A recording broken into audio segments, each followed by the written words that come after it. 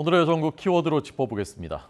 정호김 전 새누리당 의원, 김준일 뉴스톱 대표와 정리해보겠습니다. 어서 오세요. 안녕하십니까? 네, 안녕하세요. 어서 오십시오. 자, 오늘 첫 번째 키워드는 뭡니까? 네, 키워드 보시죠.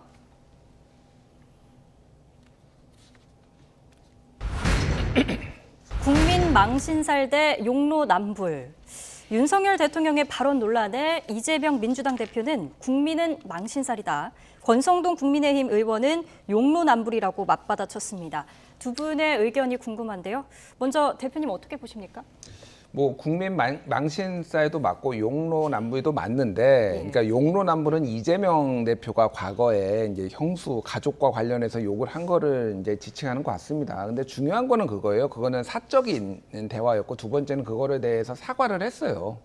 그러니까 이 상황에서 저거를 지금 여당이 국민의힘이 끌고 오는 게 맞는지, 그게 동일한 선상에서 만약에 얘기가 되려면은 일단은 뭐 사적인 대화는 아니고 공적인 대화, 사적으로 중얼거리는 거였지만 공적인 대화가 돼버렸고, 또 하나는 사과를 해야 되는데 사과가 없습니다. 그러면은 저거를 같은 선상에서 볼 수가 있을 것인가 좀 의문입니다. 그리고 뭐 국민 망신살이라고 하는 거는 글쎄요, 뭐 국민 망신살보다 더 심한 얘기들이 나와도 무방할 정도로 좀 외교 대참사 수준이라고 저는 개인적으로 보고 있습니다. 근데 가장 큰 문제는 이거를 수습하는 과정이 더 불투명하고 더 논란을 낳는 방식으로 지금 계속 가고 있어서 그게 개인적으로 국가를 위해서도 좀 바람직하지 않다, 이런 개인적인 생각을 하고 있습니다. 네, 외교 대참사다. 그리고 과정 수습하는 과정도 적절치 않았다. 어떻게 생각하십니까, 정 의원님?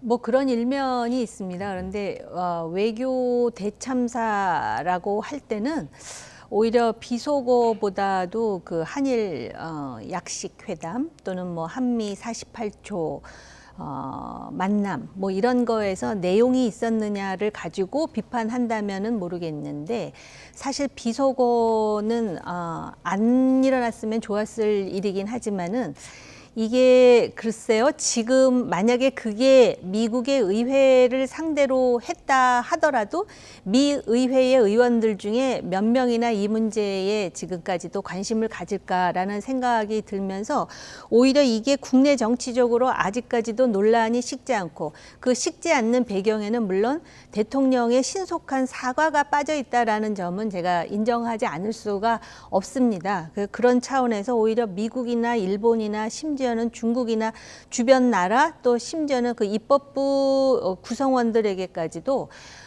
정말 소위 꿀잼을 지금 보여주는 그런 상황을 계속해서 연출해내는 게 아닌가, 이런 생각이 들고요. 네. 이재명 대표의 이 발언 있잖아요. 국민 망신살 가지고 이제 국민의힘에서 용로남불이라고 이제 받아쳤는데, 아마 국민의힘에서는 그렇게 반격할 수밖에 없는 고육지책인 것 같습니다. 그래서 이것을 민주당의 전략으로 볼 때도 이왕이면 이재명 대표는 좀 묵언하고 있으면서 다른 최고위원이나 다른 정치인들이 특히 평소에 말을 점잖게 하는 의원이 이런 얘기를 하면 국민의힘에서 더 아파하지 않았을까, 이런 개인적인 생각은 들어요.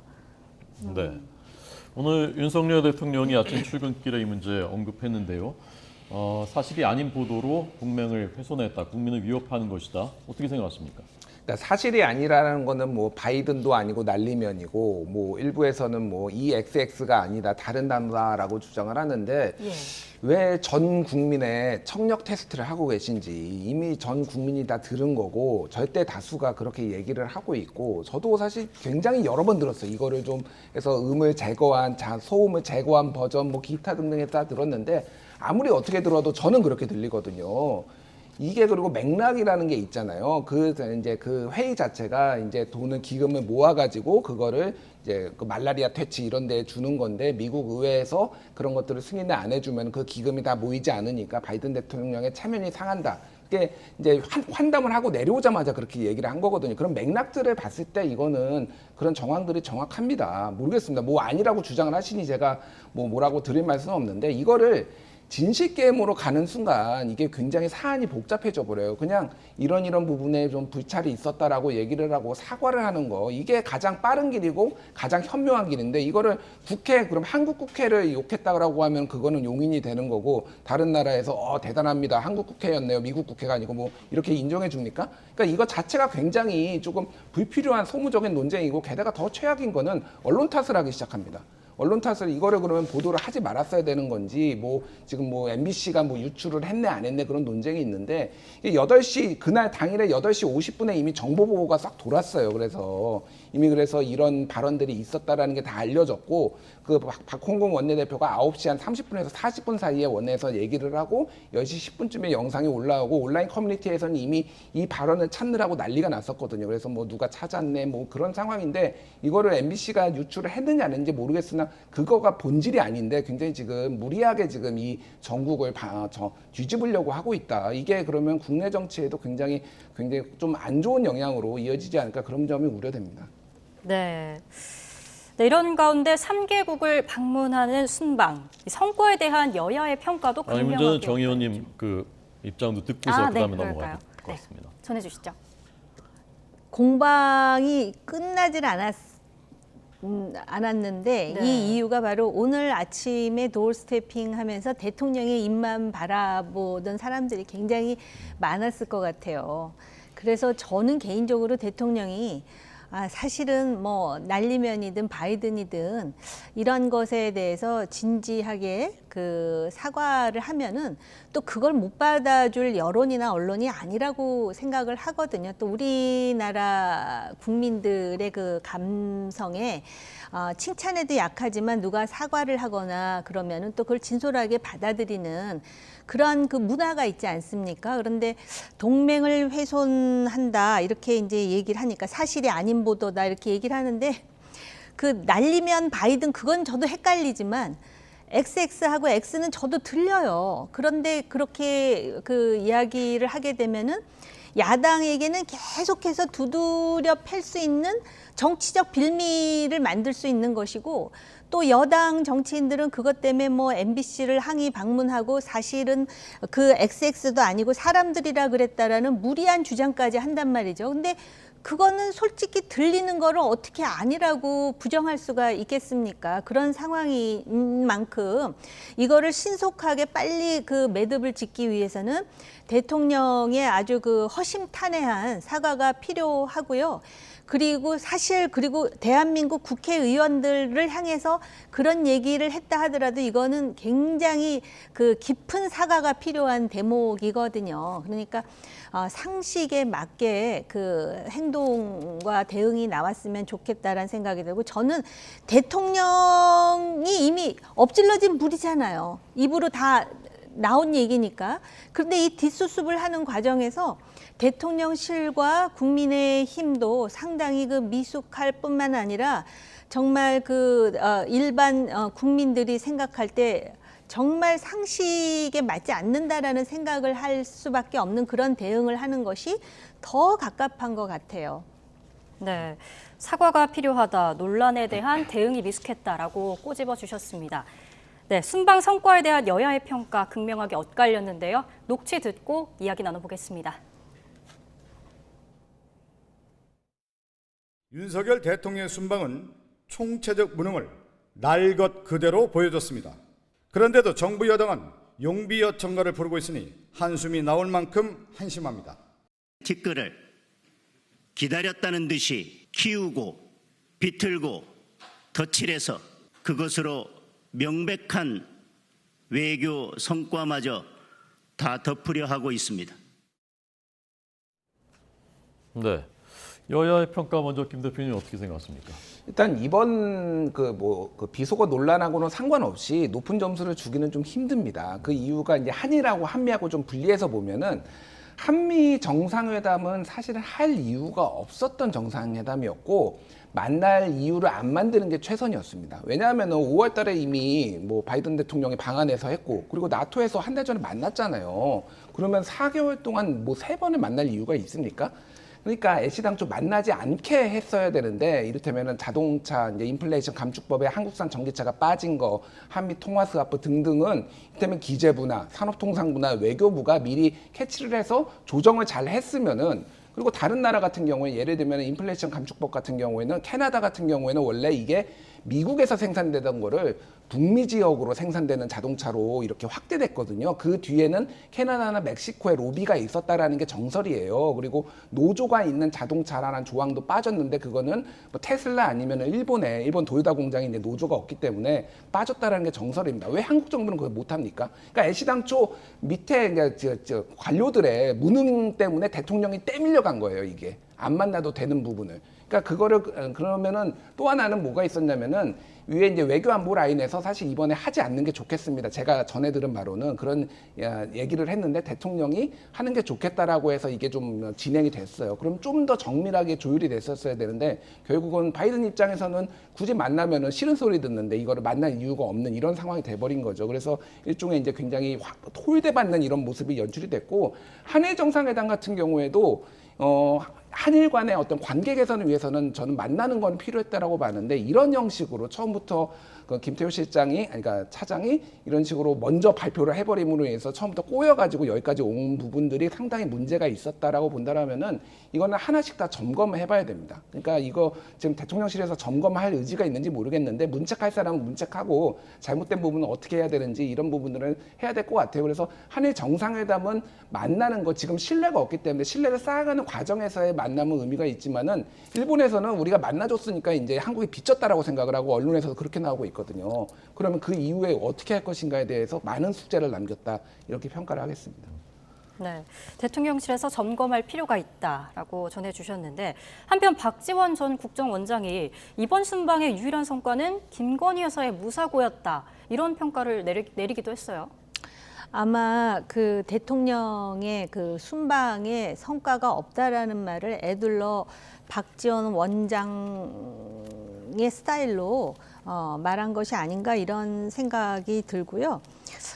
지금 그 대통령의 순방 외교가 큰 성과가 없었다라는 우리 내부의 성찰은 일정 정도 필요하지만 이게 이제 국익, 특히 대일 관계라든지 대미 관계까지도 손상을 시키는 수준까지 가면 안 된다라는 걱정이 저는 개인적으로 있어요. 그래서 김 대표 말씀하셨듯이 복귀는 필요해요. 예를 든다면은 그 한일 간의 그런 약식 회담이 이루어지는 과정에서 누가 책임을 지어야 되는 것인지 실무진의 잘못인지 왜냐하면 서둘러서 발표함으로써 계속 일본에 끌려다니다가 마치 또 일본이 뭔가 하나를 줬기 때문에 강제징용 등 우리가 뭔가를 다시 양보해야 된다라는 듯한 그런 정치적 분위기는 우리 국익에도 맞지 않거든요. 그 다음에 그 한미 정상 그 48조 회동과 관련해서는 결국은 우리가 지금 국제적으로 이렇게 인플레가 올라가는 상황에서 IRA도 부담스럽고 또 한미 통화 수합도 지금 어떤 정도로 진전이 있는지에 대해서 조금 갑갑한 상황인데요. 우선 이 IRA와 관련해 가지고는 이미 다른 나라는 1년 전부터 대비했다라는 얘기가 있습니다. 그러면은 뭐 지난 정부 얘기는 더 이상 하지 않겠어요. 지금 정부가 5월에 들어왔는데 그러면은 외교부라든지 그 산업부라든지 또는 주미 대사관에서 어떤 식의 대응을 했는지 실무적으로 이런 것도 복귀를 해가지고선 지금 전열을 가다듬을 필요는 분명히 있다고 생각하고요. 아까 모두에도 말씀드렸지만은 정치적으로 이런 상황이 계속되는 것은 오히려 대외 관계에 있어서도 우리의 입지를 약하게 흔들어대는 거기 때문에 모르겠어요. 이게 바이든인지 날리면인지 모르겠지만 제 정치적인 그 촉으로는 그냥 날리면으로 정리하고 대통령이 야당에 사과하고 예산이라든지 다른 부분에 있어서 민생을 챙기는 것으로 나가는 것이 지금 야당은 소위 그 과거의 노무현 전 대통령의 그 용어를 빌리자면 충분히 재미 봤어요. 그러니까 더 이상 이게 그 나가는 거는 바람직하지 못하다는 생각이 들고 그 다음에 이 보수 정당이나 보수 정부가 특히 그 자긍심을 갖고 얘기하는 부분이 국가의 품격, 품위 이런 거거든요. 그런 차원에서도 저는 사과가 필요하다라고 생각이 들어요. 네. 오늘 리얼미터의 지난주 대통령 지지도 조사 결과 나왔는데 예상과는 달리 뭐 아주 소폭입니다만 올랐고 부정평가는 내려갔거든요. 예. 어떻게 해석하셨습니까? 리얼미터는 매일 조사하거든요. 그러니까 이제 데일리 집계라고 해서 다른 데 같은 경우에는 보통 이틀만 집중적으로 발표하기 이틀 전에 하는데 리얼미터는 매일 하기 때문에 저거를 이제 보면은 그 전까지는 윤석열 대통령의 지지율이 전체적으로 상승세였습니다. 소폭이나마 상승세였는데 주초에 화요일에 보면은 36.4%가 긍정이었는데 금요일에 32.8%가 긍정이었으면은 거의 3.8%포인트 빠진 거거든요. 그러니까 전체적으로 지금 이 논란들, 외교 순방에서의 어떤 성과들과 비속어 논란이 악영향을 끼쳤다라고 볼 수밖에 없고요. 다른 대통령들은 해외 순방 나가면 대체로 오르거든요. 근데 지금 나토 순방회의도 그렇고 이번에 뭐 유엔 간 것도 그렇고 전체적으로 윤석열 대통령이 조금 외교적 프로토콜에 좀 미숙한 부분, 정부도 그렇고 그래서 계속 지지율을 깎아먹고 있습니다. 이런 부분들을 좀 대통령실에서 심각하게 고민을 하고 정비를 할 필요가 있어요. 예. 제가 여기서 네. 아무도 별로 알아주진 않지만 꼭 얘기하고 싶은 게 다른 정상도 해외 순방을 가면은 그게 성공했느냐 안 했느냐의 잣대는 뭐냐면은 요새는 해외 투자를 얼마만큼 유치했느냐거든요. 근데 1조 넘게 투자를 유치했다라는 얘기가 나오는데 바로 그 비속어라든지 이런 논란 때문에 이렇게 묻혀가는 그런 그 경향이 있는 것 같은데요. 이런 부분은 좀 인정을 하고 실질적으로 사실 이거 투자 유치는 다른 나라 바이든이 왜 한국에 와갖고 투자 유치하면서 엄청나게 그걸 인기몰이로 하고 거기에 또 이어서 IRA 같은 거 만들어가지고선 지금 지지도가 꽤 올라갔다는 거 아닙니까? 그래서 그런 게 그 잣대가 돼야 된다라는 부분은 상기시키고 싶고요. 그 대통령 배우자 리스크라든지 또는 그 외교 프로토콜과 관련한 이런 잦은 실수와 관련해서는 모르겠어요. 그 내부가 어떻게 돌아가는지는 모르겠지만은 그래도 외교 오래 했던 사람들도 있지 않습니까? 실무진 중에. 그런 사람들의 의견을 충분히 경청하면서 또 책임을 물어야 될 부분에 대해서는 책임을 물어가지고 이 대통령 리스크도 좀 줄여나가는 노력이 당 차원에서도 있어야 되고 대통령실 차원에서도 있어야 되고 무조건 이런 식으로 실드를 친다 그래갖고 그걸 들을 국민이 아니에요. 그런 수준이 아니라는 걸 다시 한번 환기하고자 합니다. 네, 이렇게 여야 갈등 속에 순방 후로 넘겨졌던 윤 대통령과 여야 대표의 회담 가능할까요? 글쎄요. 일단 그 당시에 이제 이진복 정무수석이나 이제 발언을 한 거를 보면은 전국이 안정이 되고 여당, 야당 대표들하고 같이 만나는 거를 이제 얘기를 했거든요. 네. 근데 일단은 이번 주 수요일에 지금 가처분 신청 신문기일이 있고 정진석 비대위원장이 어떻게 될지 알 수가 없습니다. 그리고 지금 한국 국회한테 욕했다고 하는데 그러면 뭐 만나겠습니까? 물론 뭐 만나겠다고 하면 만날 가능성도 전격적으로 만날 가능성도 있지만은 그러면 이거 의제가 또 조율이 돼야 되거든요. 그런 부분들이 잘 섬세하게 조율이 되고 국내 정치에 조금 민생 현안들이 조금 될까? 저 좀 회의적입니다. 당장은 굉장히 만나기가 좀 힘들지 않을까 여러모로. 게다가 지금 뭐 야당과 어떤 뭐 사법 리스크 등등등 해가지고 이제 좀 답답한 어떤 국면이 형국에 좀 지속될 것 같습니다. 네.